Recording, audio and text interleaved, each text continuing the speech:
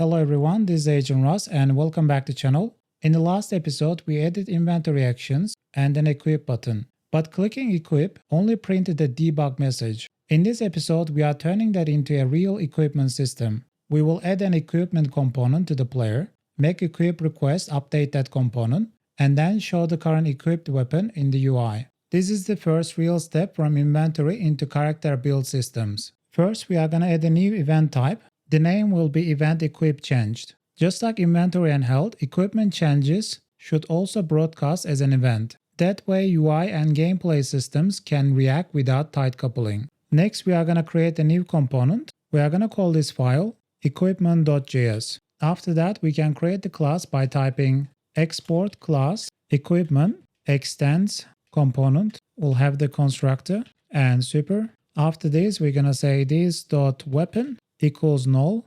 this.head equals null, this.body equals null, and this.accessory equals null. Equipment is separate from inventory. Inventory stores what the player owns. Equipment stores what the player is actively wearing or wielding. That separation is important because later stats, visuals, and combat all need to reference equipped gear, not just inventory contents. Next, we will go to the player factory. Inside here, we're going to import equipment. After that, we can scroll down. Right at the bottom, we can say world.add component, and we will add new equipment. The player now owns an equipment component. This is where we will store the currently equipped weapon and other future gear slots. Next, we are going to create a new system file, and we are going to call this file equipmentsystem.js. This file will import system, equipment, inventory, item database, event equip item request, and event equipment changed.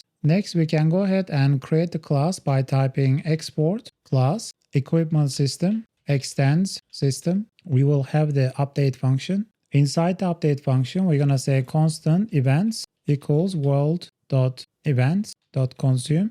We'll pass the event equip item request. If events.length is 0, return. For constant event of events, constant equipment equals world.getComponent, event.user equipment, constant inventory equals world.getComponent, event.user inventory. If it's not equipment or it's not inventory, continue. Constant item definition equals item database, event.itemID. If it's not item definition, continue. If item definition dot category is not equipment, continue. Constant count equals inventory dot items. We'll pass the event dot item ID if not 0. If count is less than equal 0, continue. Constant slot equals item definition dot equip slot. If it's not slot, continue. Constant before equals equipment, and we'll pass the slot. If before is event.itemID, continue. Let's make a comment here, say already equipped. Next, we are going to say equipment slot equals event.itemID. World.events.emit event underscore equipment changed. Entity is event.user, slot before and after is event.itemID. This system is the only place that mutates equipment.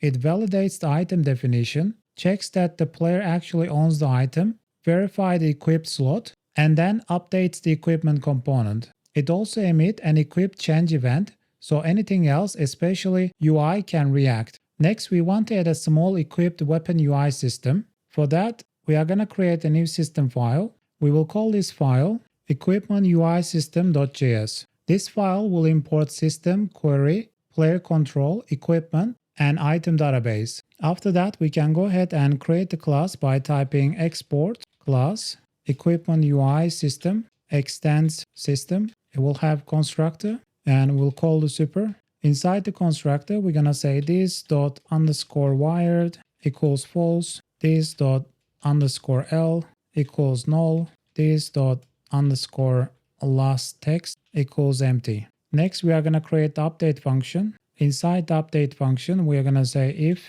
it's not this._wired, this._create, this._ underscore wired equals true. After this if statement, we're going to say constant players equals query.entities with world player control and equipment. If players.length is 0, return constant equipment equals world.getComponent player 0 and equipment. Constant weapon ID equals equipment.weapon. Constant weapon definition equals weapon ID question mark item database. I will pass the weapon ID. If not, null. Constant text equals weapon definition question mark weapon $sign. I will have the weapon definition dot name. If not, weapon is none. Next, we are going to say if text is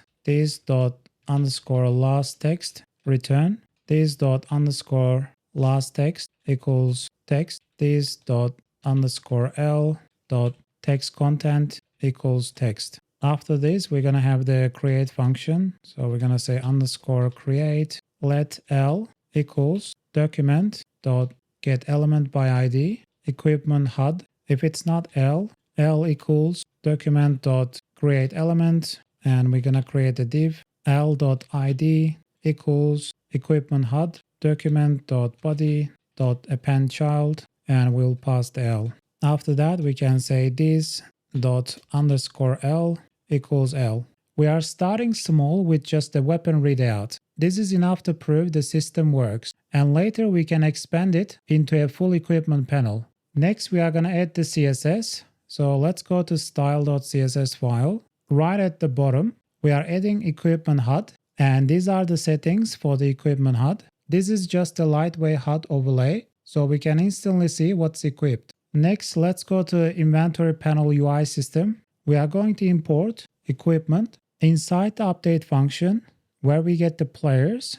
Right at the end, we're also going to add equipment. After getting the inventory and UI state, we're going to say constant equipment equals world.getComponent with player and equipment. Then we are going to scroll down where we call the render details. We are going to pass the equipment as well. So right at the end, we are going to say equipment, and also where we create the render details function. So we're going to scroll down, and in here, we're also going to add equipment. Inside the render details function, right after where we get the item definition, we're going to say constant equipped label equals document.create element. We'll create a div equip label dot class name equals inventory detail equip state. Let is equipped equals false. If item definition question mark dot category is equipment and item definition dot equip slot, we will say is equipped equals equipment. We'll pass the item definition dot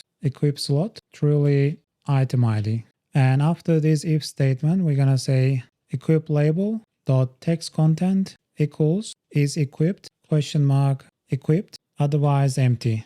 And after that, we're gonna scroll down, and right at the end, we're gonna say this dot underscore details dot append child, and we will pass the equip label. Now the inventory panel can tell the player whether the selected equipment item is already equipped. That's small, but it makes the system feel much more complete. Next, let's go to the style.css where we add other inventory details. We are going to add a new one. So this one going to be inventory detail equip state, and these are the settings for that. Next, we will go to the main.js. First, we are going to import equip system and equip UI system. We can remove the equip request debug system since we don't need it anymore.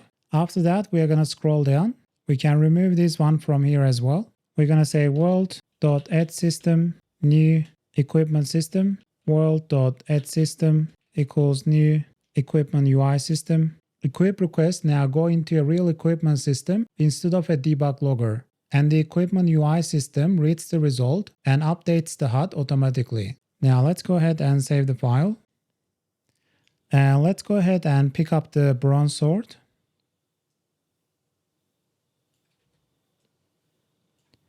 Let's press I to open the inventory. We can see the equip button. Let's click the equip button. And right at the bottom corner, it says weapon, bronze sword. Next, we need to go to the inventory panel UI system.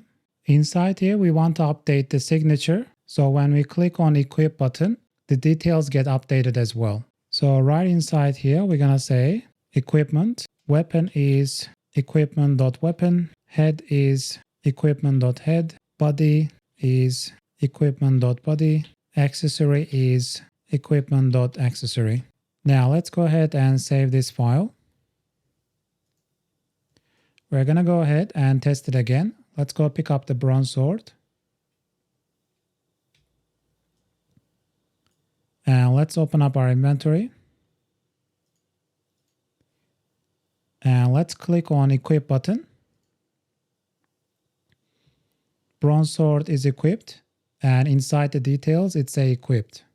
And that's it for episode 27. We now have a real equipment system. Clicking equip no longer just prints a debug message. It updates a dedicated equipment component on the player, emits an equip change event, and updates the UI automatically. That means our inventory panel is now connected to actual character state, which is a major step toward full RPG systems like stat bonuses, weapon visuals, and combat scaling. In the next episode, we will build on this by making equipment actually affect gameplay through player stats and modifiers. If this was helpful, please like the video and subscribe to the channel.